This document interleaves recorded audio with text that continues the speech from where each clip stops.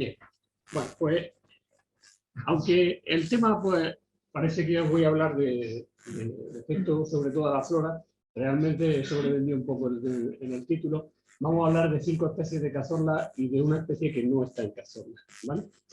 Bien, no os descubro nada a esta altura si os digo que, bueno, pues que el sobrepastoreo y en general el exceso de vivoría es uno de los principales problemas que tenemos de cara a la conservación de la diversidad. Es uno de estos motores de cambio global que bueno, que tiene que ver con el uso de la tierra y que tiene una importancia pues capital.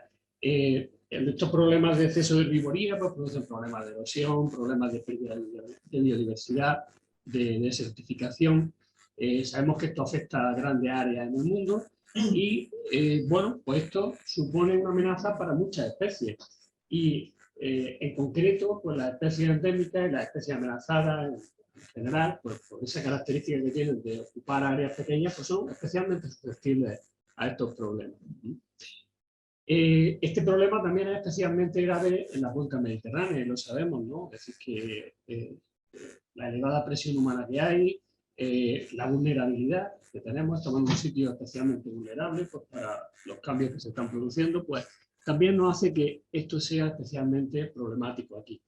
Si ya nos centramos un poco más en la península, pues sabemos que hay una serie de cuestiones como el incremento de ungulados silvestres y domésticos de los últimos años, debido pues, al manejo, pero también debido a una extinción parcial o total de los depredadores naturales que existen, pues es importante. También, si ya nos centramos en la parte del sureste de la península ibérica, pues tenemos una zona en la que sabemos que esta zona es especialmente rica en especies endémicas, que tiene una elevada diversidad y, bueno, pues esto afecta no solo a especies endémicas, sino a especies también que pueden ser bastante más comunes y que pueden llegar a sufrir también esto.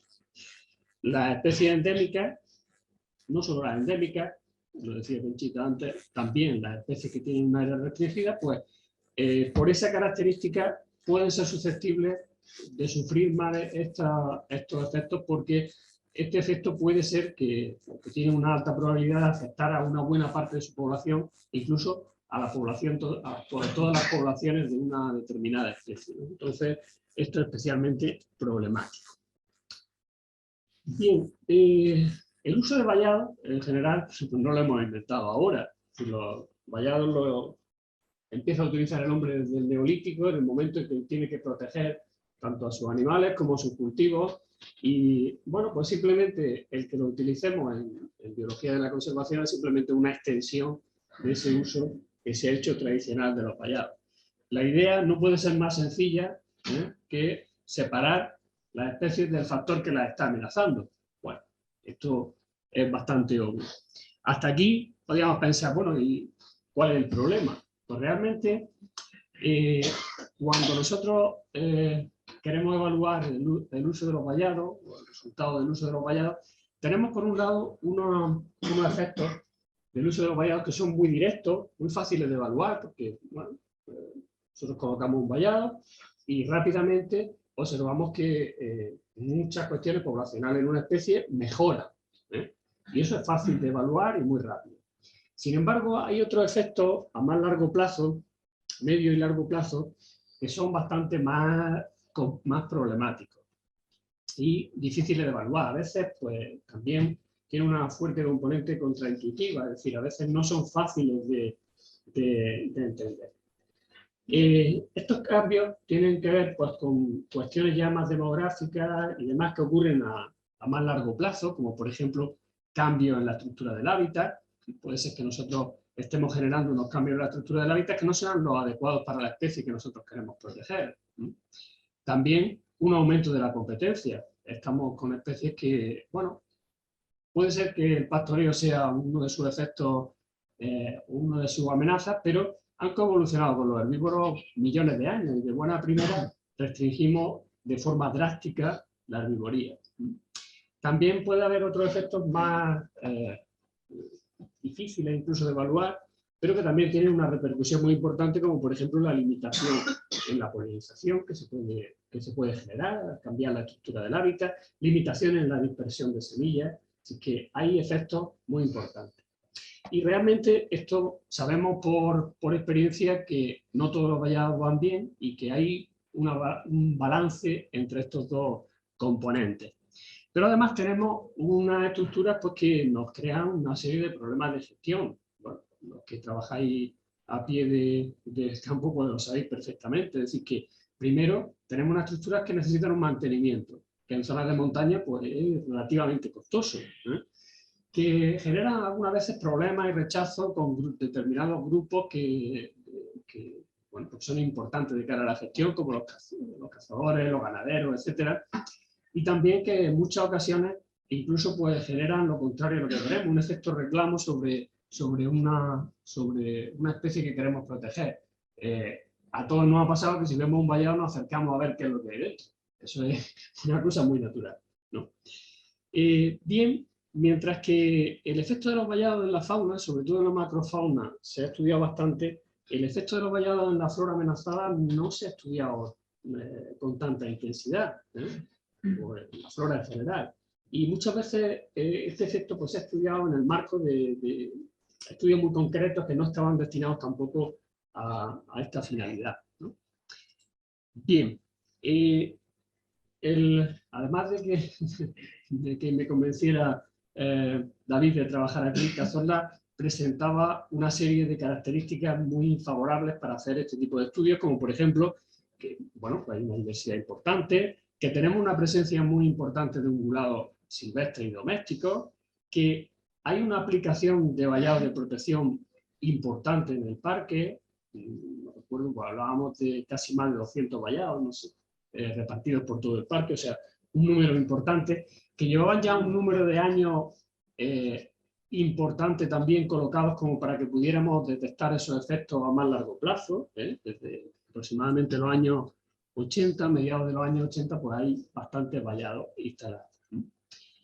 Entonces, bueno, nuestra hipótesis, que simplemente era, bueno, pues se desprendía de haber observado distintas poblaciones de estas especies amenazadas, era que las características diferenciales tanto de las especies como del hábitat en el que vivían iban a condicionar el efecto de estos vallados. Es decir, que no iba a ser tan fácil como decir, bueno, pues esto va a ir bien porque estamos retirando la herbivoría, sino que el efecto neto puede ser un poquito más complejo. Puede ser positivo, puede ser negativo, incluso podemos discutir mucho sobre si es positivo o es negativo. Ya os comentaré.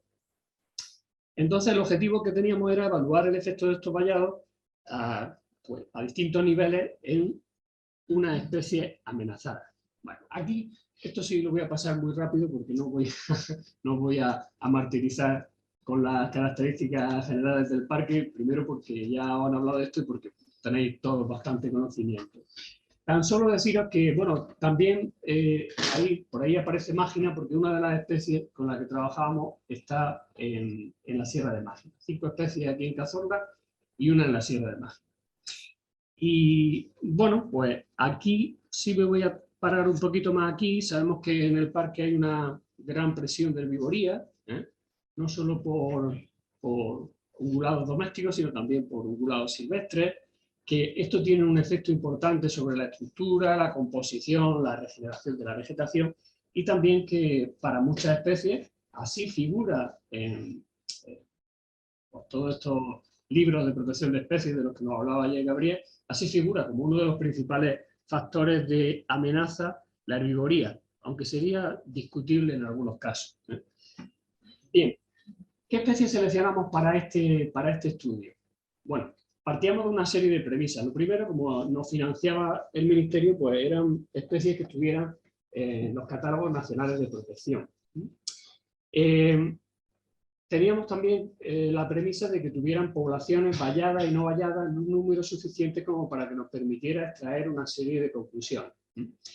Y aquí es muy importante, bueno, pues decir que la información de partida de los vallados era prácticamente nula, es decir, en muchos casos no se sabe ni siquiera el número de individuos que había cuando se colocó el vallado, entonces con lo cual es difícil evaluar lo que ha pasado dentro del vallado porque no tenemos datos iniciales. Entonces trabajábamos idealmente con 5 poblaciones valladas y 5 poblaciones no valladas, ¿vale? Con todos los sesgos que tiene esto. Eso si queréis podemos hablar un poquito de esto, pero era la única aproximación posible.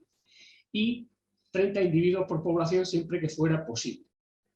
Bueno, aquí tenéis las especies, como veis, 2 de ellas en peligro crítico, 4 de ellas como evaluadas como en peligro, es decir, con un grado de amenaza importante. Trabajamos con 10 poblaciones en varios de los casos, como por ejemplo en Narcissus longipatus, en Aquilegia cazorlensis, en Glandora también. En geranios, bueno, pues tan solo teníamos 8, no poblaciones, más bien núcleos, no son exactamente poblaciones, pero bueno, trabajamos con 8 núcleos. En el caso de Euonymus, pues también podíamos conseguirlo, y en el caso de Atropa, teníamos un número alto de poblaciones, pero con un número de individuos muy bajo, con lo cual elevamos un poquito el número de poblaciones pues, para tener una mejor representatividad. Y también, bueno, pues todos estos vallados llevaban al menos 10 años, de manera que nos permitía sacar una serie de conclusiones. Voy a contar brevemente los parámetros que mirábamos, porque mirábamos una serie de parámetros sencillos, no solo porque esto es un estudio que tenía que ser relativamente rápido, trabajábamos en 60 y tantas poblaciones, con lo cual el esfuerzo que podíamos dedicar a cada población era aproximadamente un día de trabajo, es decir, que no podíamos dedicar mucho más en 2 años. Pero además también porque pretendíamos que este proyecto tuviera una componente demostrativa, es decir, que esto se pudiera aplicar y se pudiera aplicar en la gestión. Si nosotros tomamos variables muy complejas que requieren de aparatos complejos para tomarlas, pues también va a ser difícilmente replicable por la gente que se dedica a la gestión. Entonces son parámetros que se pueden tomar de una forma relativamente sencilla y con poco material, y con no demasiadas cosas no demasiado sofisticadas. Bien, tomábamos una serie de datos centrados en la especie, es decir, hacíamos centro en la especie, nunca mejor dicho, porque utilizábamos pues, un círculo alrededor de la especie, tomábamos una serie de datos que nos daban una idea de cómo estaba el individuo, de potencial reproductivo, número de flores, número de frutos, parámetros muy sencillos, como digo, el tamaño del individuo también, y luego después medíamos en la vecindad del individuo, pues caracterizábamos cómo era esa vecindad, es decir, pues las especies que aparecían, en qué densidad aparecían, etc. ¿Vale? Esto lo hacíamos en 25 o 30 individuos al azar por población, pero en algunos casos, como ponía ahí, pues eran todos los individuos que estaban disponibles, no podíamos llegar a 25 o 30, en algunos casos era un solo individuo, un poco con lo que contábamos. Bien, y luego después tomábamos una serie de datos ya más centrados en ver cómo se producían los cambios en la comunidad vegetal, cómo se producían los cambios en el hábitat de la especie. Aquí, bueno, pues hacíamos una serie de transectos que eran de una longitud variable, que dependía un poco pues, de las condiciones del sitio, también de la especie, entre 10 y 25 metros de longitud por 2 metros de ancho, y tomábamos una serie de puntos de contacto que nos servían para caracterizar la comunidad vegetal. Y también contábamos en ese transecto pues, la densidad de la especie que a nosotros nos interesaba, la especie que protegía al vallado, ¿no? Pues para ver también cómo era la densidad, no solo mirar individuos, sino ver cómo era también cómo se comportaba la población de la especie, tener alguna idea sobre esto. Y también pues, tomábamos algunas cuestiones de composición funcional de la especie, como por ejemplo, bueno, pues dividíamos en tipos funcionales de la especie. También caracterizábamos si eran plántulas, juveniles o adultos. Parte de estos datos todavía no están analizados, pero bueno. Además tomábamos datos de herbivoría foliar, con una escala semi-cuantitativa, por una serie de cuestiones que si queréis os comento. No utilizamos otros métodos. Y también caracterizábamos en cada una de las poblaciones la densidad de ungulados,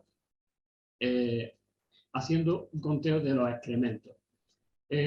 Como os digo, muestreamos un día por población, con lo cual plantearnos hacer un censo de los ungulados de la población no era posible, y esto pues, sí nos permitía tener una idea de cómo era el acceso por parte de los ungulados a la población, ¿vale? Y también tomábamos una serie de propiedades físicas y químicas del suelo, medíamos humedad, temperatura del suelo, y alguna serie de parámetros edáficos, pero también parámetros edáficos relativamente sencillos. Bien, en este caso se analizaba una muestra por población solo, con todos los problemas que tiene esto, pero bueno, era una muestra compuesta de varias submuestras que habíamos tomado en la población, hacíamos una mezcla compuesta y esta era la que se analizaba, ¿vale? Bueno, esto simplemente lo pongo aquí pues, para que, con la idea de que si os pasan después la presentación, pues que tengáis unas pistas de cómo se han analizado los datos, pero no voy a entrar en detalles porque esto nos llevaría más tiempo del que tenemos. Voy a hablar un poco de los resultados que estuvimos y voy a intentar ir discutiéndolo un poquito sobre la marcha. Como veréis, en los resultados voy a poner ahí hay un cuadrado que pone vallado, casi no se ve el cuadrado, bueno, sí, ahí sí se ve. Un cuadrado que pone vallado y veréis que los efectos que yo considero negativos van a aparecer en rojo, los efectos que considero positivos en verde, pero bueno, en algunos casos sería discutible que sean positivos o negativos. No voy a entrar cuando lo vaya discutiendo, pero si queréis después lo hablamos. Bien, en el caso de Aquilegia, no tuvimos diferencias significativas entre los parámetros que analizábamos entre vallar y no vallar. En algunos casos había una diferencia marginalmente significativa en algunas cosas que pueden ser interesantes, como por ejemplo la densidad de excrementos, pues había unas pequeñas diferencias en las zonas valladas, pero ni siquiera unas diferencias que fueran muy significativas. Esto también puede ser el efecto de que haya muchas diferencias entre poblaciones y esas diferencias nos queden un poquito enmascaradas. Pero no había un efecto claro del vallado sobre la especie, ¿eh? Como digo, pues hay cosas que, bueno, pues que nos pueden llamar la atención, incluso que ni siquiera el vallado pues haya hecho que aumente mucho la cobertura de la vegetación en este caso. Creo que es de los poquitos casos en los que ocurre esto. En el caso de Geranium cazornense aquí ya había más cosas, ¿eh? Es decir, aquí sí encontramos varias diferencias significativas. Por ejemplo, la producción de flores y de frutos era menor dentro del vallado. La densidad de individuos era más alta, eso sí, bueno, eso en principio parece positivo. Y también hay una mayor cobertura. Como veis, esto lo he marcado en rojo. Bueno, es una interpretación. La cobertura sí que era bastante significativa. Fijaos, desde el 34% que tenemos en la zona no vallada hasta más del 68%, o aproximadamente el 68% de media de cobertura, es decir, que la cobertura de la vegetación aumentaba probablemente hasta el doble, lo cual puede tener efectos sobre la competencia bastante importantes. Nos llama la atención que los excrementos no sean significativos. Esto es que lo tapo aquí, bueno, que la diferencia en cuanto a excrementos pues no sea. ¿Que lo puedo qué? Que lo puedo mover. Vale. Pues nos llama la atención que no sea significativa, parece que es un poco menor, pero las diferencias no son significativas. Y realmente eso lo hemos observado en muchas especies. El tamaño de los vallados es algo que no puedo demostrar con números, pero a ver si os convenzo. El tamaño de los vallados es importante. Cuando hay un vallado de tamaño muy grande, una cabra montés, bueno, no ve el final del vallado, con lo cual un obstáculo como una valla no le supone ningún problema para saltarlo. Sin embargo, si ve el vallado, ve las dos partes del vallado, es como meterse en una encerrona. Entonces, ahí difícilmente entra. Pero los vallados grandes entran con relativa facilidad. Bien. En la tropa bética, pues, bueno, pues sí había un control por parte parece que se controlaban más los herbívoros, menos excrementos, menos herbivoría, mayor densidad de individuos, pero uno de los efectos importantes que considero negativo es una cobertura muy grande de la vegetación. Daos cuenta que incluso es más del doble de lo que aparece en las poblaciones que no están valladas. Esto para una especie que vive en hábitats relativamente abiertos y con una cierta perturbación, aunque no tiene que ser una perturbación muy reciente, pues tiene una repercusión importante. Y de hecho, bueno, pues los vallados que tienen hay vallados que tienen una cobertura tan grande que prácticamente es casi imposible encontrar las plantas allí dentro y con frecuencia desaparecen dentro de esos vallados. Y también, bueno, pues curioso. Nosotros también detectamos mucha herbivoría por parte de, no sé si son estos grillos de los que hablaba, son un grillo esto de matorral, ya la especie se me escapa, pero que sí detectamos una herbivoría bastante grande. Es verdad que esa herbivoría era menor en las poblaciones que estaban valladas, pero creo que eso es un artefacto de nuestro muestreo, porque da la casualidad de que muchas de las poblaciones que no estaban valladas pues tuvieron más cantidad, pero por la situación geográfica que tienen. Porque parece que en una parte del parque pues, fue más importante la explosión demográfica de estos grillos que en otra parte. Así que esto puede ser un artefacto. Bien, en el caso de Narciso longispatio, aquí, bueno, pues realmente no detectamos ningún efecto que podamos considerar negativo, en principio, pues para de distintas cuestiones demográficas de la especie, pues los efectos eran positivos. De todas formas, hay una de las partes que todavía no hemos analizado que sí es más peliaguda y que puede no ser tan positiva. Es decir, que Narciso también vive en un hábitat relativamente abierto y el hecho de vallar uno de estos bonales pues, hace que proliferen mucho, sobre todo arbustos espinosos, y lo convierte, arbustos espinosos, después árboles, y lo convierte en un hábitat menos adecuado para Narciso, con lo cual, a largo plazo, pero ya os digo que esto no lo tenemos todavía analizado. En el caso de Evonimus, pues también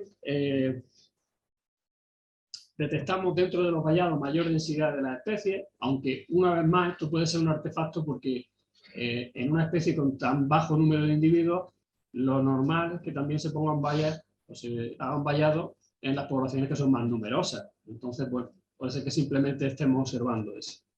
También hemos detectado que en algunos vallados la regeneración de estos Evonimus es mucho más importante que en zonas que no están valladas. Pero también hay alguna población no vallada que tiene una alta regeneración. Aquí tenéis dos poblaciones que estudiamos en otro trabajo, la población de la Serra del Pintor y la del Coto del Valle, las dos relativamente grandes para lo que es la especie, una vallada y no vallada, y las dos tienen una regeneración relativamente alta. Es decir que, bueno, es simplemente una cuestión demográfica, es decir, ¿dónde hay más regeneración? Pues donde hay también más individuos.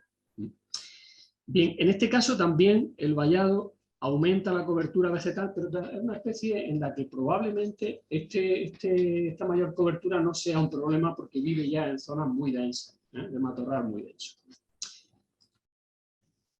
En el caso de Grandona nítida, que era esta especie que no está en la Sierra de Cazorla, esta especie de la Sierra de Mágina, aquí realmente todos o casi todos los factores que detectamos eran positivos en el caso de los vallados. Esta especie vive en unos hábitats que ya de por sí presentan una alta especificidad, son dolomías, aquí se aprecia más o menos, ¿vale? Aquí, aunque se ponga un vallado, no es esperable que haya un aumento de la cobertura muy alto, porque ya estamos en un hábitat muy selectivo. Y de hecho, bueno, pues hay un aumento de la cobertura, pero veis que ni siquiera es significativo. Y realmente todo lo que hemos encontrado pues son efectos que consideramos positivos. Bien, también miramos la composición vegetal. Aquí veis que hay un montón de números, yo os cuento un poco lo que hay aquí. Miramos también la composición vegetal, aunque parte de estos datos están todavía sin analizar. ¿Qué era lo que nos planteábamos aquí? Es decir, bueno, el vallado cambia la composición, cambia no solo la cobertura, sino también cambia la identidad de las especies que aparecen aquí. Pues sí, en todos los casos. Y este cambio en todos los casos era significativo. Es decir, que para bien o para mal, tenemos que pensar que cuando ponemos un vallado, las cosas cambian. Y no sabemos muy bien hacia dónde, pero cambian. ¿Cambian con igual importancia en todas las especies? Pues no, parece que hay cambios más importantes, hemos detectado en estas tres especies, en otras especies el cambio no es tan significativo. Bueno, esto simplemente no hemos analizado en general, la pregunta general que sería decir, bueno, pues ¿hay un cambio de los vallados en la composición de la especie en general? Pues no solo lo hemos analizado porque no tenía sentido en este caso. Veis que esto es un análisis de la composición y es tan distinta, lógicamente estamos trabajando con especies muy distintas, de hábitats muy distintos, y nos llevó a que las comparaciones que hiciéramos, pues no las hiciéramos de forma general, sino que las comparaciones las hemos hecho especie por especie, que tiene más sentido, ¿no? Incluso, bueno, pues algunas especies como la andora, veis que la composición es completamente distinta a la que tenemos en otras plantas. Primero porque es un hábitat muy distinto y también porque está en otro macizo. Bien, como digo, aquí nos quedan cosas por analizar. ¿Qué pasó con el suelo? Bueno, pues con el suelo, por lo menos en los parámetros que analizamos, no hubo una diferencia grande. Aquí hay un montón de números, que no voy a entrar, pero veis que aquí NS, nada, no, la mayoría de los factores que nosotros analizamos no fueron significativos. Esto fue un análisis estándar del suelo. Es verdad que vimos efectos en algunos parámetros que pueden ser interesantes, como por ejemplo los nitritos, nitratos, la cantidad de carbono orgánico que hay en el suelo, pero no eran tampoco generalizables a todas las especies. Y hubo cosas como, por ejemplo, pues qué os digo yo, que sería interesante ver que no vimos por las características del estudio, como por ejemplo, pues si el efecto de Bayard tiene un efecto positivo sobre el suelo al disminuir la compactación por la ausencia de pisoteo de los herbívoros. Pero para eso pues tendríamos que haber hecho análisis, por ejemplo, de densidad aparente del suelo que no requerían pues llevarnos muestras inalteradas del suelo, en fin, un tratamiento más complejo que no podíamos asumir en este trabajo. Y bueno, pues sí que detectamos pues, que esos valores, para bien o para mal, es decir, no detectamos cambios, pero en el caso de lo que hubiera, pues esos son los valores más interesantes para seguir. Bien, voy a por las conclusiones. Aquí tenemos unas conclusiones generales que no son, bueno, no son demasiado discutibles. Sí, bueno, lo primero que vemos es que la respuesta a los vallados no es ni mucho menos uniforme, varía entre las especies, como ya intuíamos, varía incluso entre las poblaciones, esto no lo he analizado aquí, pero muchas de la ausencia de efectos significativos es porque las poblaciones tienen cada una su idiosincrasia. Y también varía incluso para el parámetro que estemos analizando, con lo cual pues tenemos que entrar a valorar en cada especie qué es el parámetro que nos interesa potenciar y ver si el vallado tiene un efecto positivo sobre ese parámetro o no. Hay muchos vallados o hay algunos vallados que no hemos visto que haya efectos significativos para muchas variables, con lo cual pues, nos podríamos plantear si esos vallados son prioritarios, si hay necesidad de mantenerlos, es decir, pues sabemos que los recursos no son nunca demasiado, entonces pues serían los primeros candidatos a no mantenerlo o incluso a desmantelarlo, ¿no? Hay cambios en la composición de especies, como decimos, pues para bien o para mal. Los cambios en el suelo no han sido demasiado grandes, por lo menos los que hemos detectado nosotros. Y bueno, los vallados suelen ejercer un control efectivo de los ungulados y de la herbivoría, aunque no en todas las ocasiones, pero bueno, esa función sí la están cumpliendo. Y como decía, pues faltan algunos análisis por realizar que nos pueden dar una idea, matizar esta idea o incluso darnos alguna idea distinta. Bien, hay algunas conclusiones particulares que podemos extraer. Lo primero, bueno, pues tenemos datos sobre 6 especies que de por sí son interesantes. Bueno, pues podemos utilizar estos datos para la gestión de las especies. Ahí tenéis un resumen muy visual, pero también a lo mejor pues, un poquito sesgado. Veis aquí las especies, cada una de las variables que hemos estudiado y si el efecto pues consideramos que es positivo, negativo o neutro. Veis que para algunas especies pues, bueno, pues nos podríamos plantear si merece la pena mantener los vallados de Aquilegia. Para otras especies parece que el efecto pues, es más positivo, como el narciso, el glandora.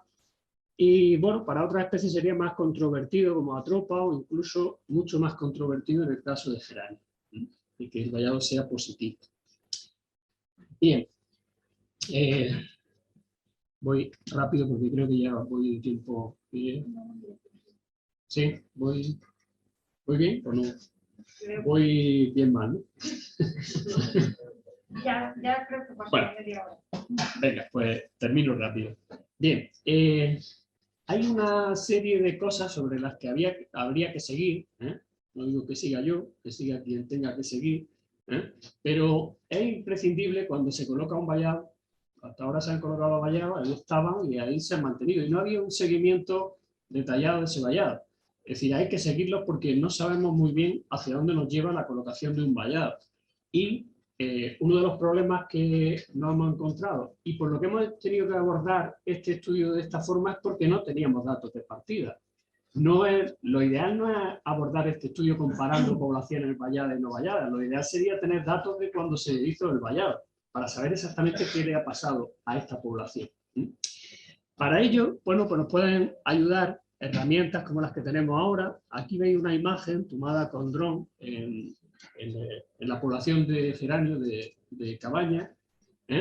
Bueno, pues aquí veis una zona ampliada. Para que hagáis una idea, esto que hay aquí de color así rojizo es unas vallas que hay allí puestas para reparar el vallado que pueden tener este tamaño. Es decir, que el tamaño de píxel aquí es de 1 centímetro aproximadamente.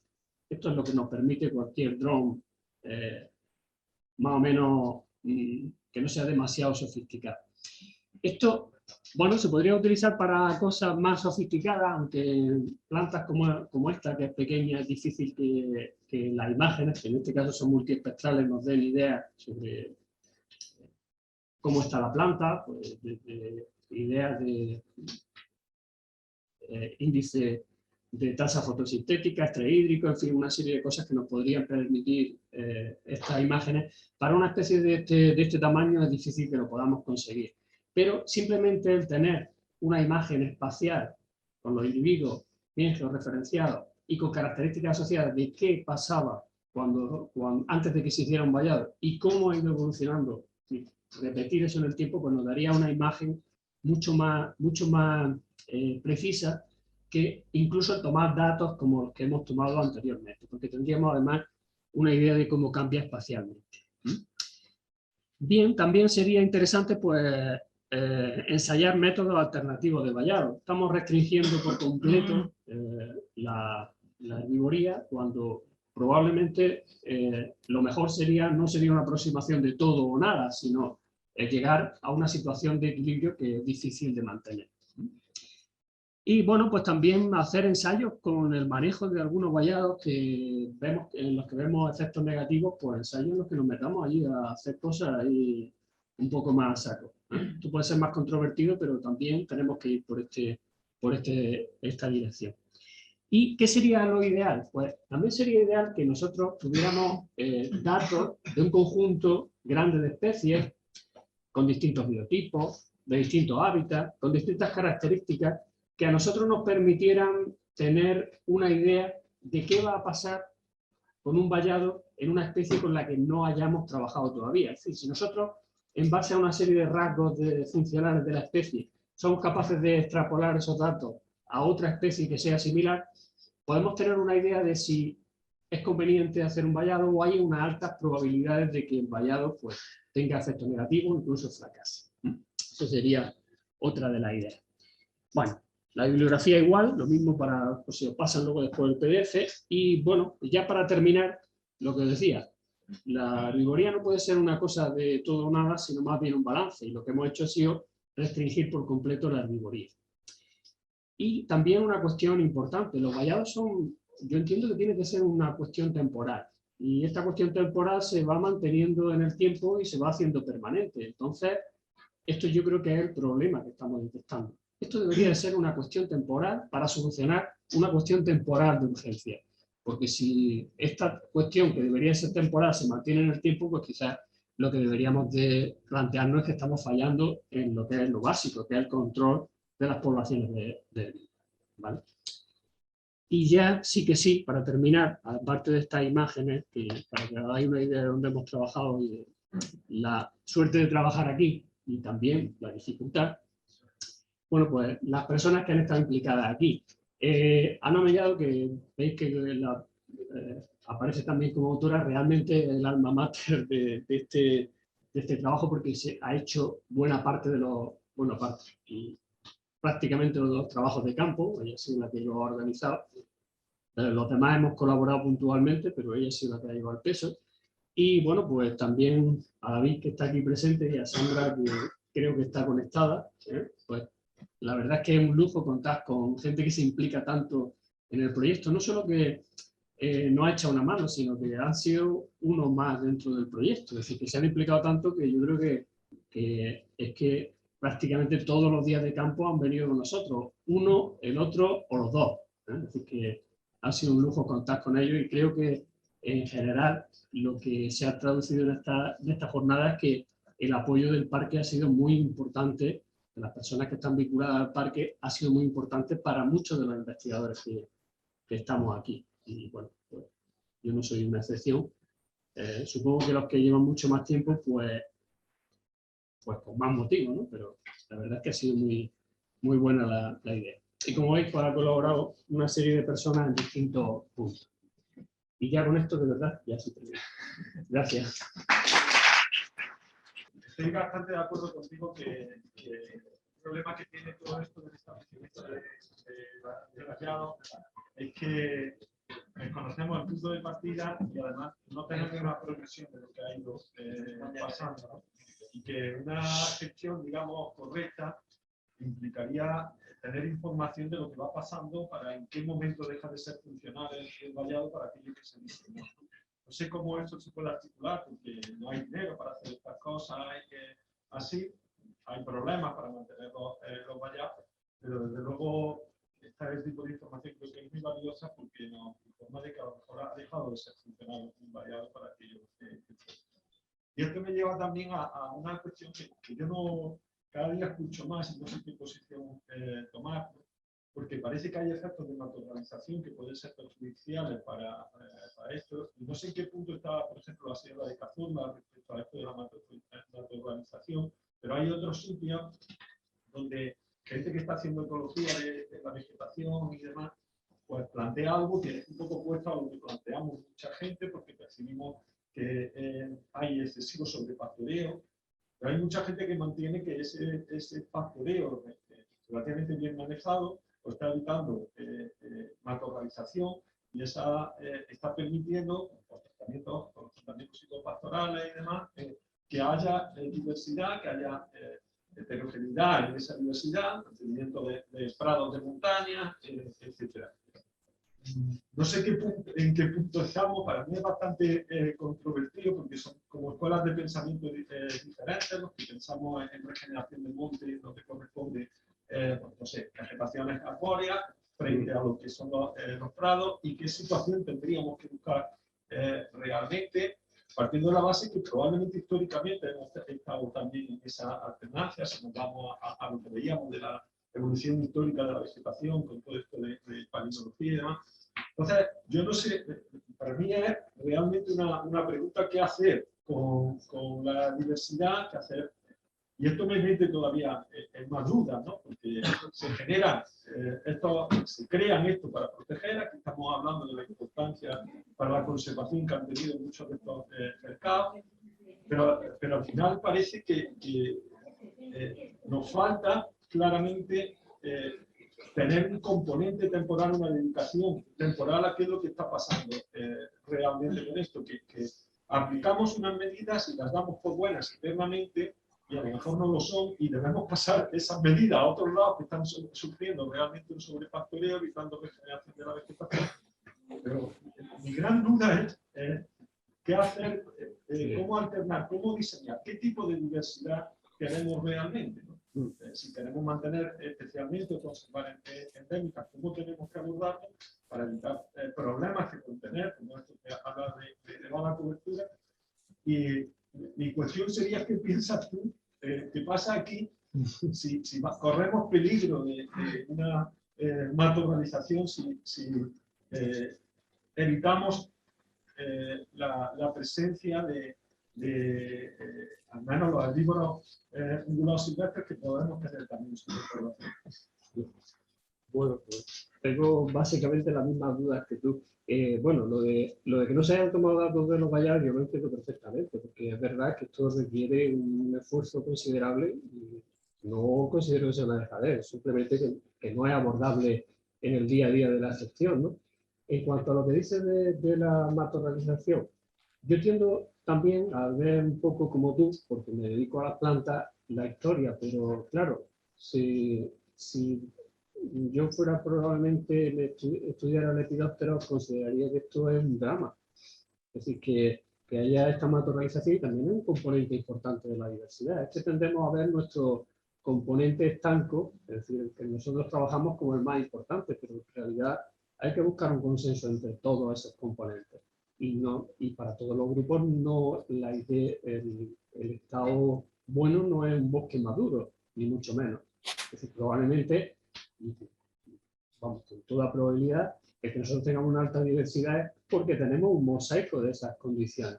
Y eso es lo que debemos de mantener. No es fácil, porque eso requiere también el que no vamos a tener una receta aplicable a todo el territorio, sino que tenemos que ir particularizando. Las cosas son más complejas. Ya nos gustaría que fuera uniforme y que pudiéramos aplicar una receta que fuera para todo igual. Que haya problemas de matorralización aquí, no lo creo porque la presión de vigoría es realmente importante.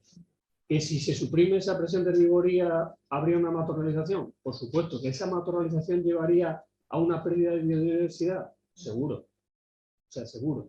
Entonces, pues lo que tenemos es que mantener un equilibrio entre esa excesiva carga ganadera, que también nos lleva a una degradación del medio, y el polo opuesto, que creo que tampoco es importante. No sé si he contestado tu pregunta, todo lo contrario, pero...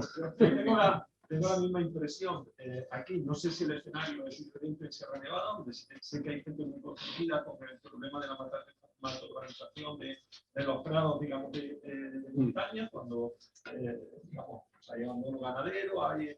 En fin, seguramente son escenarios próximos muy diferentes, en una sierra con otra o en el norte de España, pero muchas veces los ecólogos mandamos mensajes confusos acerca de eso. No estamos apostando mucho por la regeneración de bosques, otros están apostando mucho por el tratamiento silvopastoral para manejar los prados de montaña y todo esto, ¿no?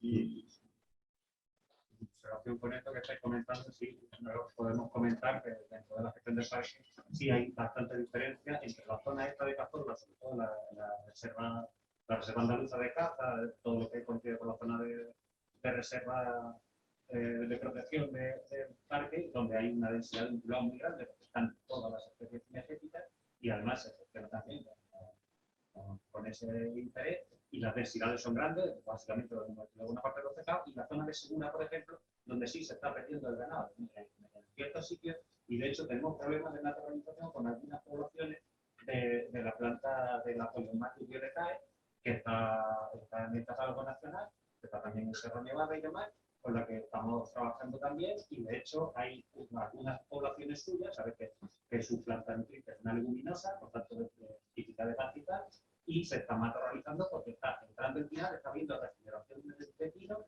y regeneración de otro tipo de especies, incluyendo alguna retama que es relativamente rara, como la de pates y demás, que procuramos mantenerla un poco, pero de hecho hemos tenido que actuar porque los especialistas han venido y dicen, mira, se está perdiendo el capital, se está perdiendo la planta nutricia, y en los censos que se han hecho en estos últimos años se está viendo una reducción de las poblaciones de esta especie. Por tanto, nos pidieron que actuáramos y hemos aprovechado alguna actuación forestal para hacer una especie de clara de pino y una especie de brote selectivo, manteniendo terina y manteniendo algunas matorrales con interés, para quitar las demás especies y que el pasto recuperara un poco su superficie para que pudiera haber planta nutriente y la población de la mariposa pudiera estar. Por lo cual, es cierto que tenemos problemas de sobrepastoreo en unos sitios, de infrapastoreo en otros, y por tanto hay que ver en cada zona las cargas intermedias o las cargas compatibles con la conservación de las especies amenazadas. Esa es la asignatura pendiente y realmente no es igual en todo el territorio. Y seguro hay zonas donde realmente se está perdiendo la ganadería y se está notando que hay más organización de la agricultura. Estamos en un momento complejo. Estamos en un momento en el que hay sitios en los que hay un exceso de pastoreo bestial, de sitios muy próximos en los que se ha abandonado por completo, y dentro incluso de un mismo macizo. A veces depende de una cosa tan simple como de una persona que se ha jubilado y ha dejado de pastorear en un sitio. Es que llegamos hasta ese nivel. Y es también una pérdida del manejo del ganado. Es decir, cuando se pierde el manejo del ganado, pues hay sobrepastoreo e infrapastoreo, las dos cosas. Porque lo que hacía ese manejo del ganado es equilibrar un poco esa presión. Yo quería también comentar, ¿no?, que algunos de esos vallados que dices tú que llevan 10 años, te puedo decir yo que en los últimos 10 años han caído varias veces. Entonces, que no encuentres ese efecto del vallado, posiblemente es porque no existió ese vallado. Estaban los palos y más o menos, pero ahí ha entrado y salido el ganado,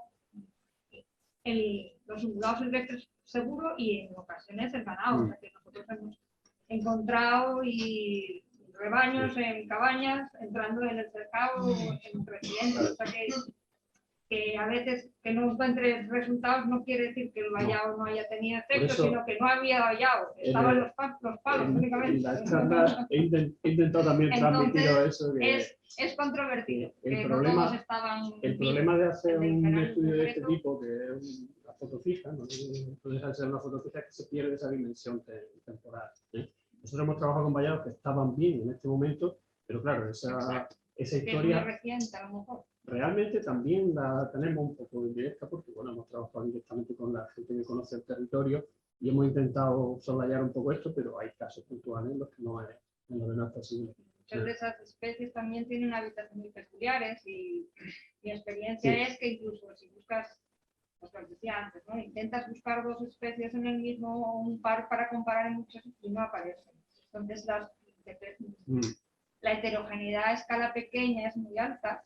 Y a lo mejor el vallado se hace normalmente en el sitio más posible, ¿no?, que se puede hacer el vallado, y las características de ese sitio en sí mismo, por su accesibilidad, son un poco diferentes de los que no se vayan. Otra de las cosas que va en este caso en contra de la evaluación de las poblaciones no valladas es que también cuando se hace un vallado, lógicamente se coloca vallado donde está el grueso de la población. Entonces, las poblaciones no valladas, es un auténtico control. Es decir, que como he dicho, este trabajo pues tiene las limitaciones que tiene que tener, porque es que no hay otra forma de abordarlo, por lo menos a mí no se me ocurre, ¿no?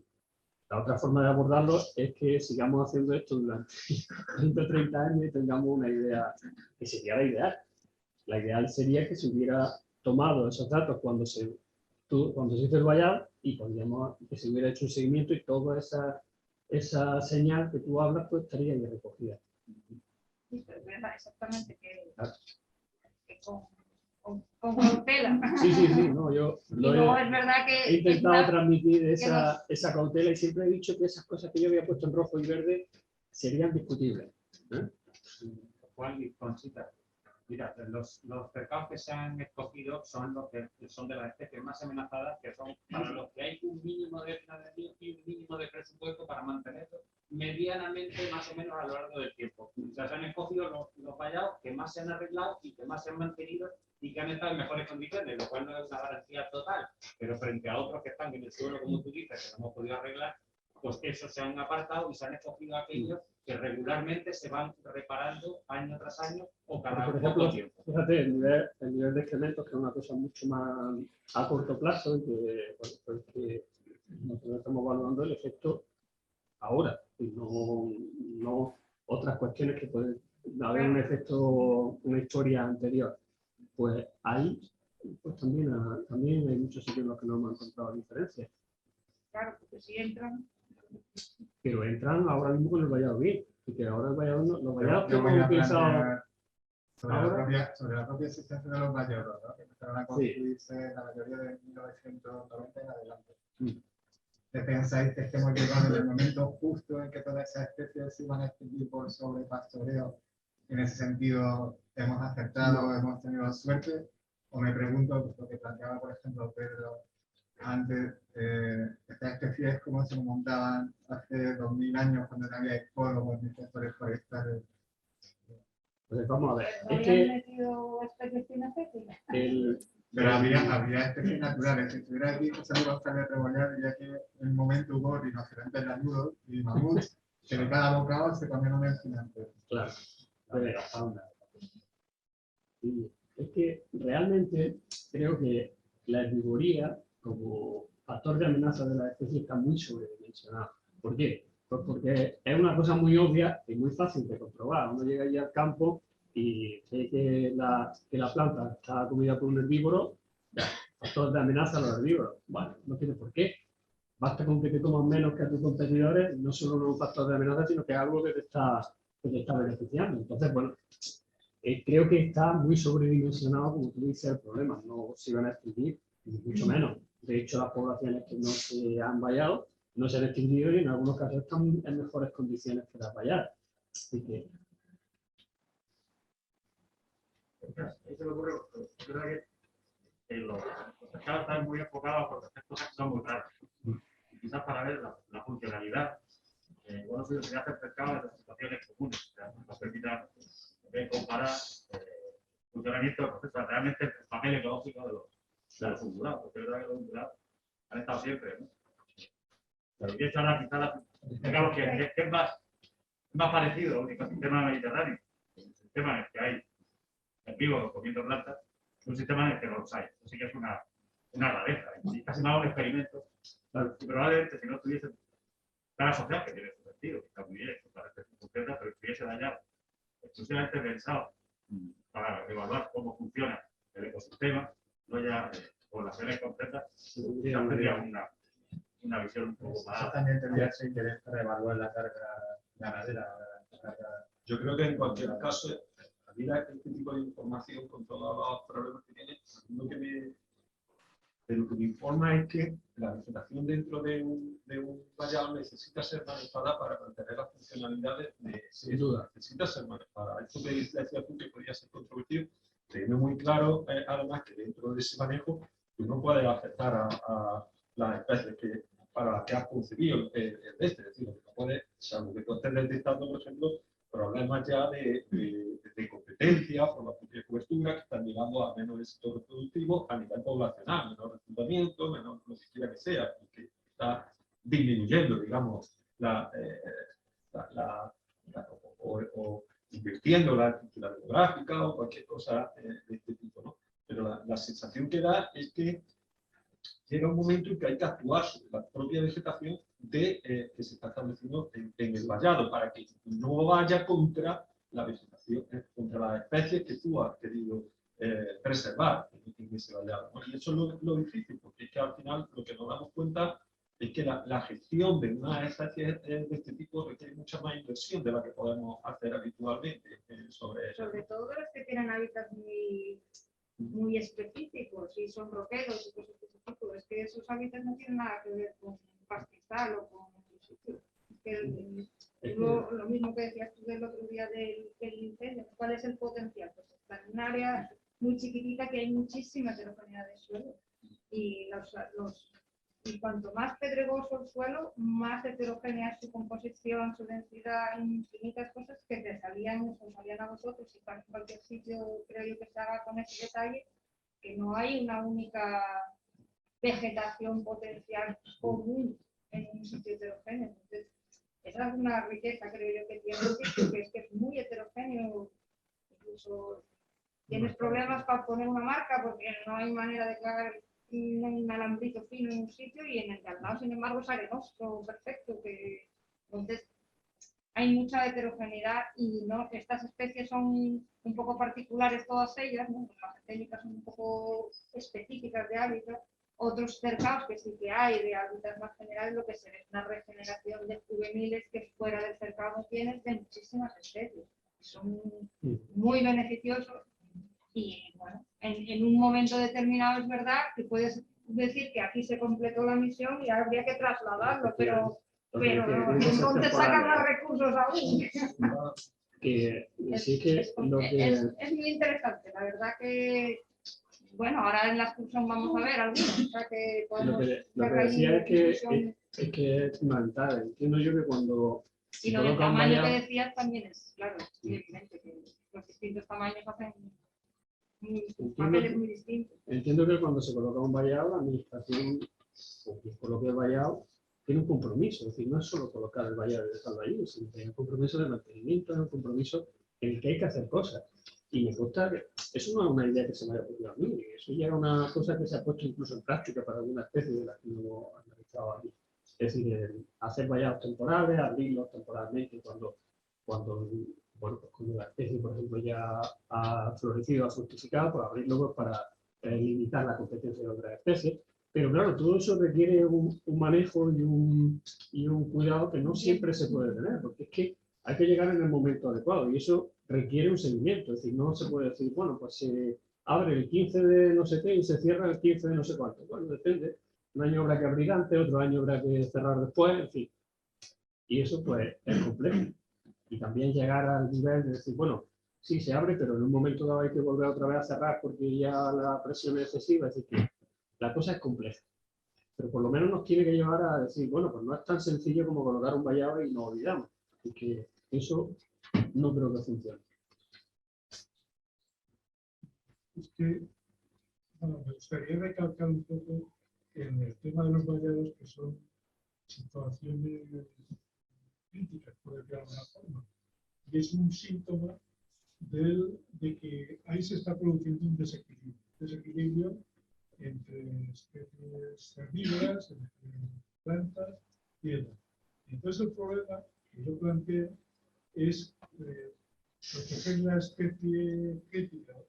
Eso, por medio de un vallado, a lo mejor no es la forma más adecuada. Sería más adecuado a lo mejor regular el factor de amenaza como puede ser los herbívoros, porque si no, aquí estamos en una contradicción continua, porque los herbívoros se utilizan, por ejemplo, para naturalizar o hacer cortafuegos, etcétera, por un lado; por otro lado son peligrosos para otros, que a lo mejor no son en una cantidad adecuada, no son tan peligrosos para las plantas. Entonces, ¿por qué no se investiga en el sentido de conocer las capacidades de carga adecuadas para que haya un equilibrio?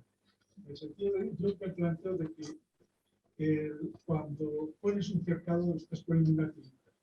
Esa tirita es en situaciones muy extremas y tiene que estar el mínimo tiempo, porque ahí le tiene que dar a toda la piel. Entonces, ahí los cercados los veo yo más adecuados cuando quieres conocer procesos, investigar situaciones concretas. Pero para proteger es una tirita, ¿no?